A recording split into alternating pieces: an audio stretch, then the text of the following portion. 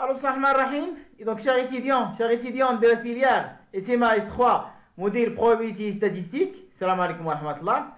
Alors, aujourd'hui, dans le chapitre 4, variable aléatoire à densité, et exactement la section quelques lois densité initiale, on va traiter deux lois continues, loi uniforme continue et loi exponentielle.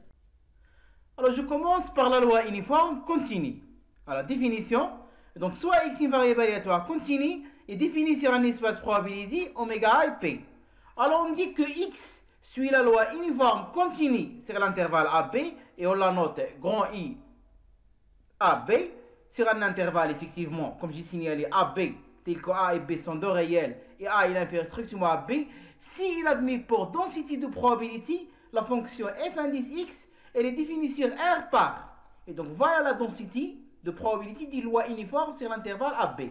Donc f indice x de petit x égale 1 sur b moins a, l'indicatrice sur l'intervalle AB de x. Effectivement, cette indicatrice égale à 1 si x il appartient à l'intervalle AB et égale à 0 sinon. Et dans ce cas, cette densité égale à quoi? Égale 1 sur b moins a si x il est compris dans l'intervalle AB. Et égale à 0 sinon. Alors on a la proposition suivante. Et donc soit x une variable aléatoire définie sur un espace probabilisé oméga A et P continue et qui suit la loi uniforme sur l'intervalle AB, et soit fx sa fonction de répartition. Alors, et donc voilà la fonction de répartition d'une loi uniforme sur l'intervalle AB. Donc f indice x, on a un point petit x égale 0 si x est inférieur à A, x moins A sur b moins A si x il est compris entre A et B strictement, et égal à 1 si x est supérieur strictement à B. Maintenant, l'espérance d'une loi uniforme, E de x égale A plus B sur 2, c'est-à-dire égale exactement le centre de l'intervalle AB. Et la variance d'une loi uniforme sur l'intervalle AB égale A moins B au carré sur 12. Alors, on va essayer de prouver cette proposition, mais avant ça, j'ai donné ici deux graphes. Donc voilà, la première figure, qu'est-ce qu'il représente? Il représente le graphe ou bien la courbe de la densité, f indice x. Et comme j'ai signalé, f indice x, c'est simplement quoi? C'est 1 sur b moins a, l'indicatrice sur l'intervalle AB. Et donc sur l'intervalle AB égale 1 sur b moins a. Voilà, une constante ici. Donc, vous avez un segment horizontal. Et à l'extérieur de l'intervalle AB égale à 0. Maintenant, la fonction de répartition, et d'ailleurs on va démontrer sa valeur ici. Donc voilà sa courbe. Alors regardez, si x ici est inférieur strictement à A, la fonction de répartition est égale à 0. Voilà, elle est là. Si mon x est inférieur strictement à A, donc à gauche de A, c'est 0. Si x est supérieur strictement à B, donc à droite de B égale à 1. Et donc voilà, si x est supérieur à B, donc à droite de B égale à 1. Donc voilà, une demi-droite horizontale à la valeur y égale à 1. Ici maintenant x il est compris entre A et B. La fonction de répartition, on a un point x égale x moins a sur b moins a. Alors si je pose ici y égale x moins a sur b moins a, ça c'est exactement quoi? C'est l'équation d'une droite. Donc voilà, j'ai ici une droite dans l'intervalle AB. Alors pour tracer cette droite, ou bien ce segment-là, il suffit de calculer l'image du point A et l'image du point B. Alors ici, c'est quoi l'image de A? Donc A moins A sur B moins A, c'est 0. Donc voilà, l'image de A, c'est 0.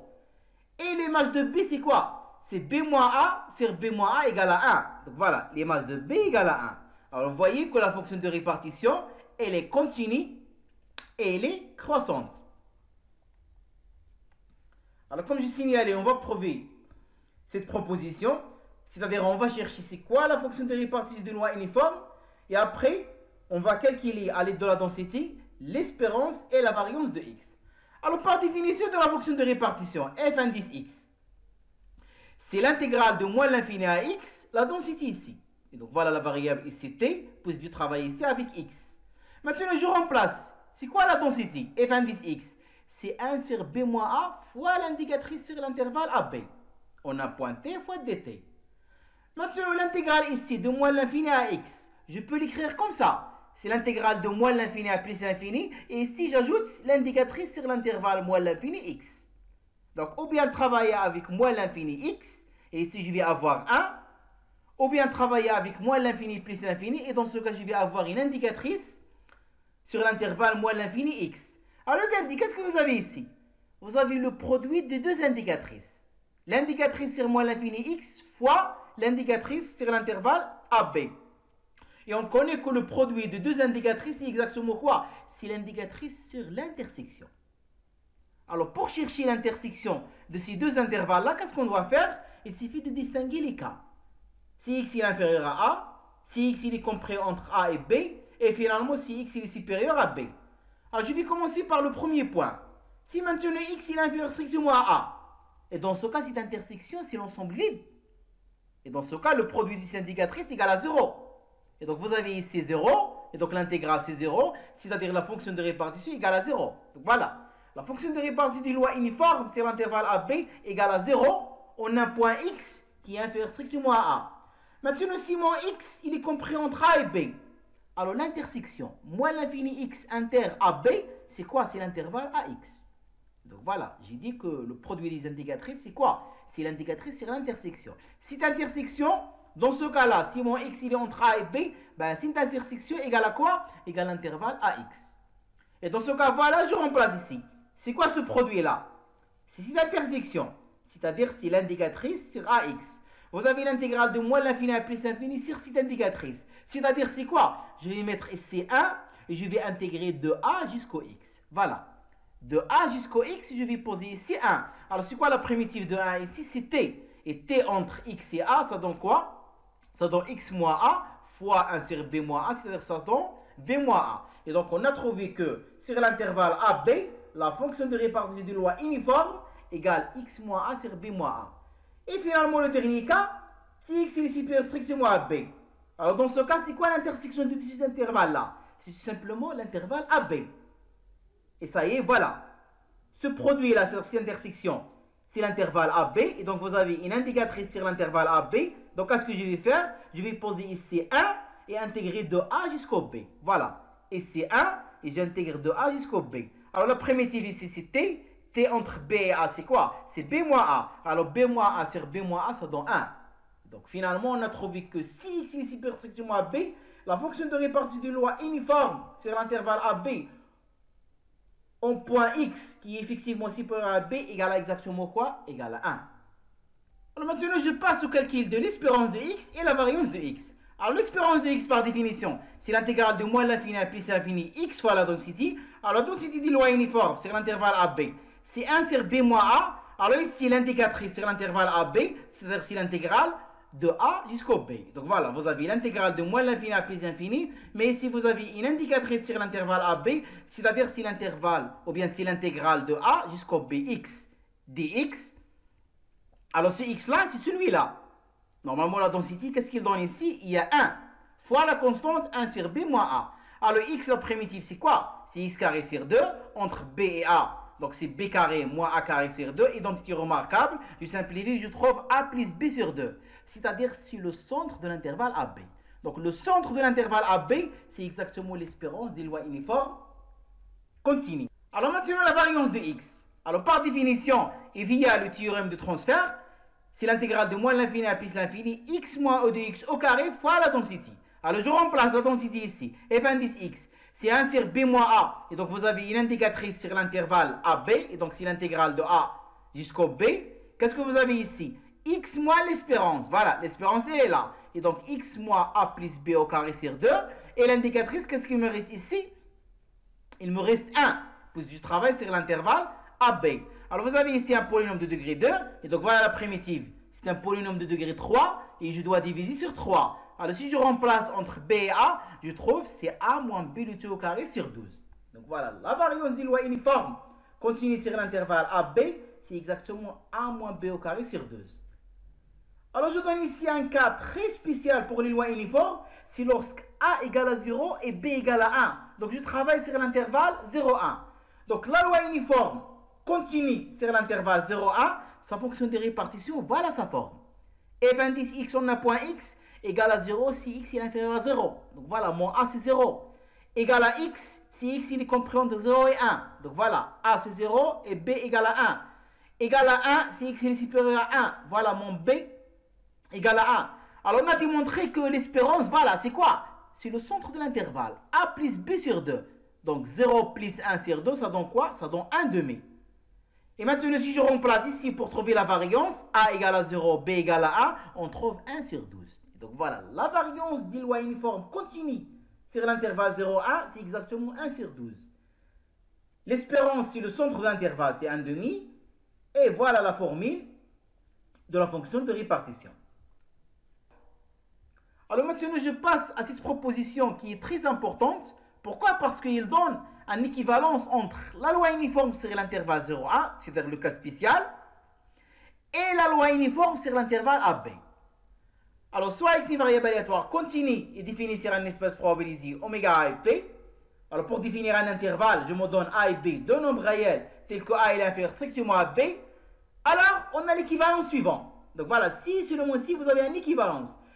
Si x suit la loi uniforme continue sur l'intervalle 0,1, alors si seulement si y, voilà, cette transformation linéaire de x, a plus b moins a, il suit la loi uniforme continue sur l'intervalle AB.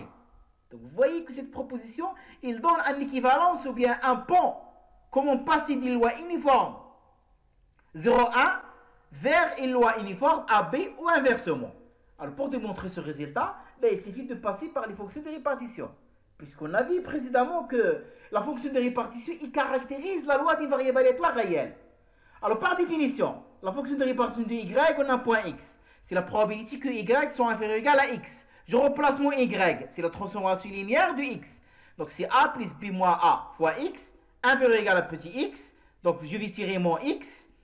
Grand x est inférieur ou égal à x moins a sur b moins a. Donc vous avez la probabilité que grand x soit inférieur à cette valeur. Ça c'est quoi par définition? C'est la fonction de répartition de la variable aléatoire x. On a point x moins a sur b moins a. Alors puisque x, il suit la loi uniforme 0,1. Et on a vu dans le cas spécial, si vous avez une loi uniforme 0,1, voilà sa fonction de répartition. Alors qu'est-ce que je vais faire? Il suffit de remplacer ici mon x par quoi? Par x moins a sur b moins a. Donc voilà, je veux calculer l'image de ce point par la fonction de répartition, c'est f indice x, voilà, elle est là. Et donc je dois remplacer ici mon petit x par cette valeur, x moins a sur b moins a. Donc voilà ce que je vais trouver. La fonction de répartition de y, voilà sa forme. Regardez, j'ai remplacé x par x moins a sur b moins a. Alors qu'est-ce que ça veut dire x moins a sur b moins a négative? Ça est équivalent à dire que x est inférieur strictement à a.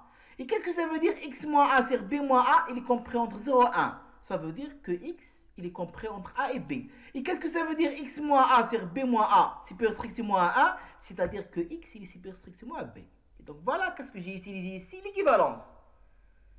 Si mon x, il est dans l'intervalle AB, donc si seulement si, voilà, ce nombre-là, x moins a sur b moins a, il appartient à l'intervalle 0,1. Et donc via cette équivalence, ou bien la transformation qui me donne le passage entre l'intervalle AB et l'intervalle 0,1, ben, j'ai pu trouver la formule de la fonction de répartition des lois uniformes sur l'intervalle AB. Alors maintenant, je passe à la deuxième densité ou bien loi continue, c'est la loi exponentielle. Donc définition, soit ici variable aléatoire continue définie sur un espace probabilisé oméga A et P.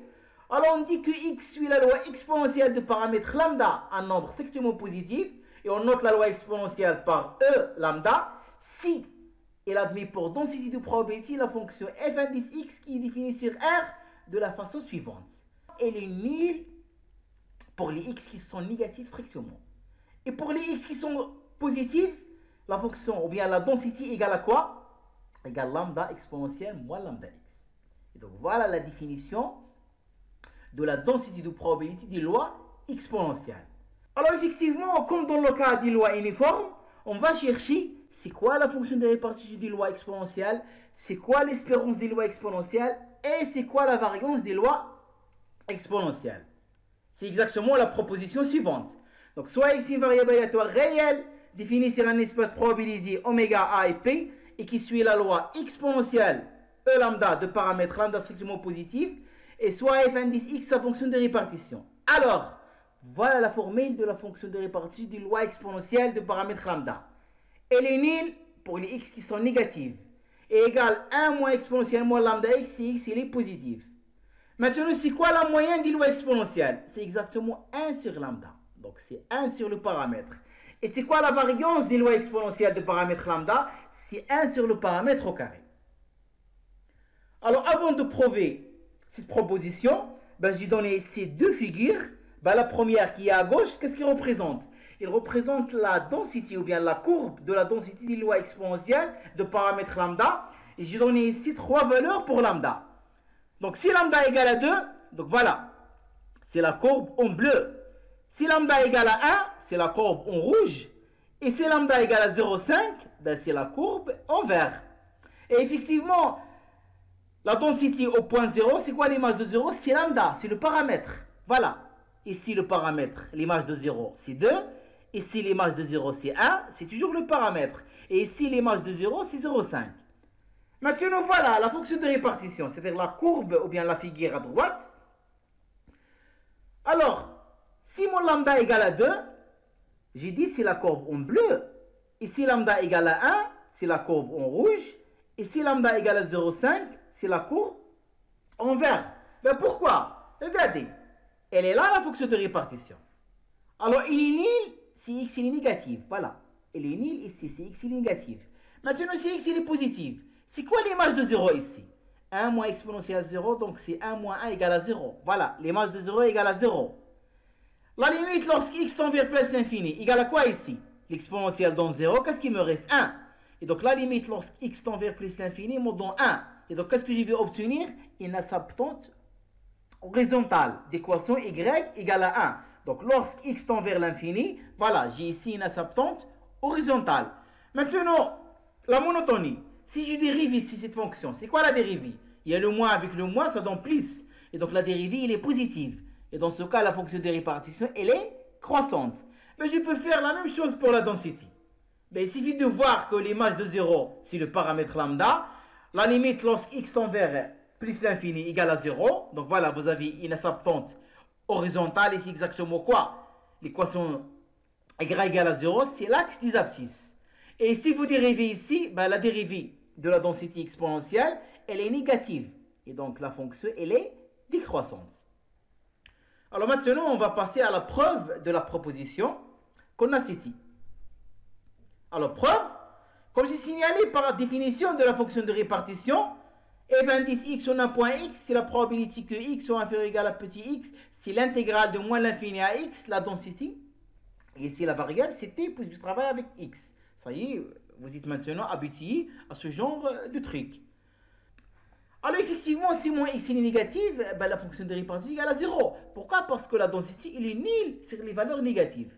Maintenant, si mon x il est positif, donc ici intégré de moins l'infini à x, d'après la relation de Charles, c'est de moins l'infini à 0, et de 0 jusqu'à x. De moins l'infini à 0, la densité égale à 0. Qu'est-ce qui me reste? L'intégrale de 0 à x. Donc voilà, d'après la relation de Charles, c'est l'intégrale de 0 à x, et ici la densité.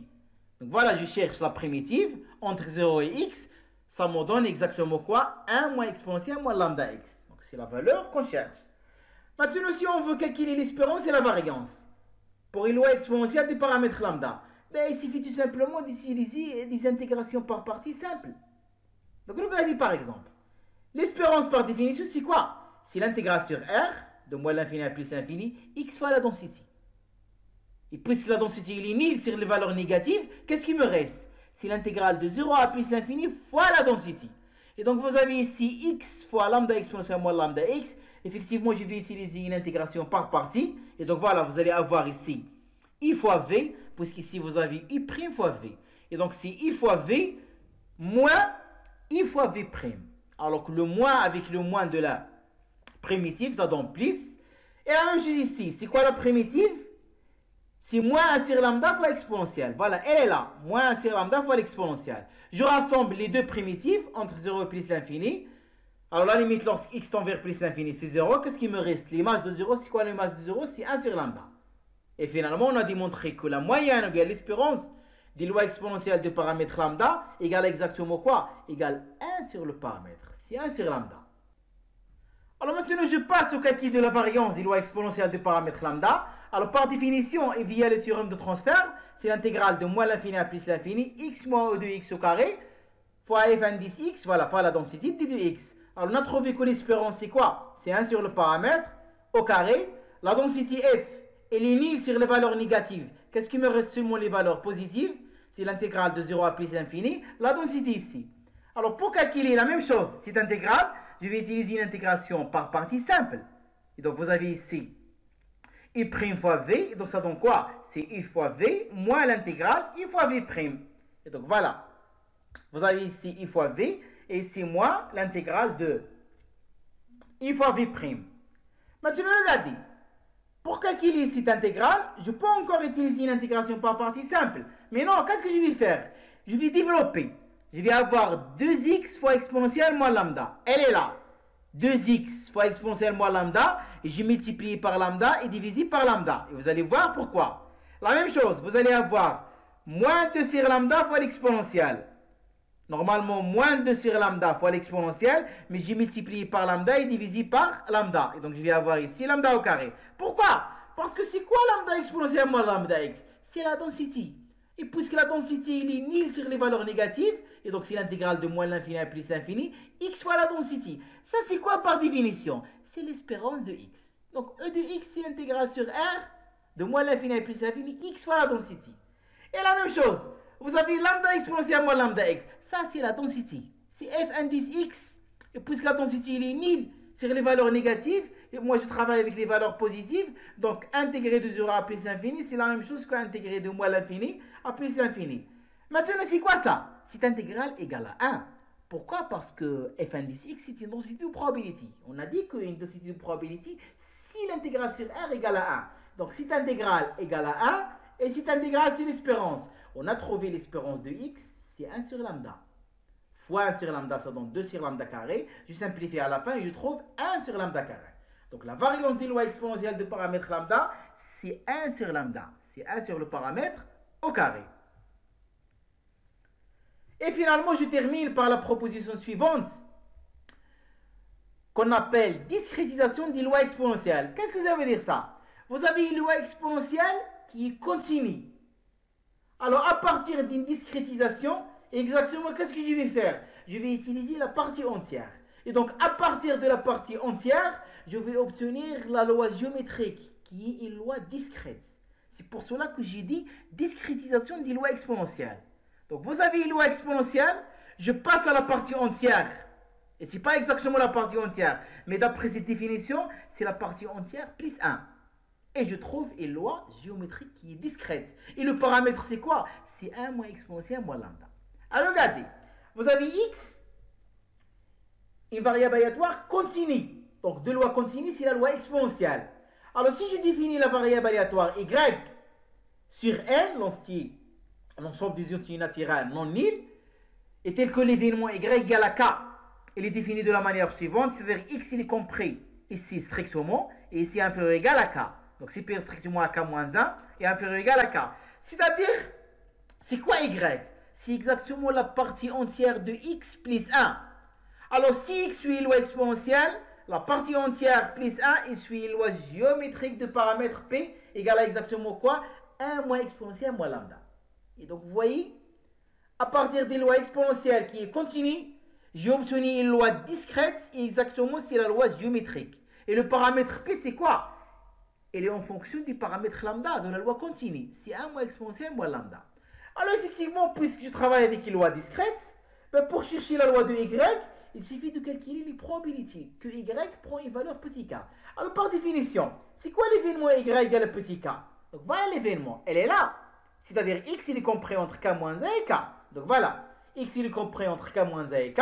Alors je vais utiliser la caractérisation à l'aide de la fonction de répartition de x. C'est quoi? C'est la fonction de répartition en la borne supérieure moins la fonction de répartition en la borne inférieure. Donc c'est f indice k, c'est f indice x de k moins f indice x de k moins 1. Alors on a vu, ou bien on a démontré précédemment, c'est quoi la fonction de répartition d'une loi exponentielle de paramètre lambda. Alors je remplace, c'était 1 moins exponentielle moins lambda x. Donc voilà, moins x ici c'est k. Et la même chose, moins x ici c'est quoi? C'est k moins 1. Alors je vais simplifier le 1 avec le 1. Donc 1 moins 1 ça donne 0. Voilà, je trouve ce résultat-là. Après, qu'est-ce que je vais faire ici? Je vais factoriser par exponentielle moins lambda facteur de k moins 1. Donc qu'est-ce que je vais avoir ici? Je vais avoir 1. Et qu'est-ce que je vais avoir ici? Je vais avoir exponentielle moins lambda. Et qu'est-ce qu'il me reste? Normalement, il me reste exponentielle moins lambda puissance k moins 1. Mais je vais faire la transformation suivante. Je vais écrire 1 moins, entre parenthèses, 1 moins exponentielle moins lambda. Normalement, si vous simplifiez, qu'est-ce que vous trouvez? Exponentielle moins lambda. Pourquoi? Parce que cette formule, c'est exactement quoi? Avec ce changement de variable. P égale à 1 moins exponentielle moins lambda. Voilà mon P, elle est là. Et ici, vous avez 1 moins P. Donc voilà, P fois 1 moins P puissance K moins 1. Et mon K, elle appartient à une étoile. Et ça, c'est exactement quoi? C'est la probabilité associée à une loi géométrique. Et donc voilà, on a trouvé la loi de Y. C'est quoi? C'est une loi géométrique et donc une loi discrète de paramètre P égale 1 moins exponentielle moins lambda. Alors fin et bon courage.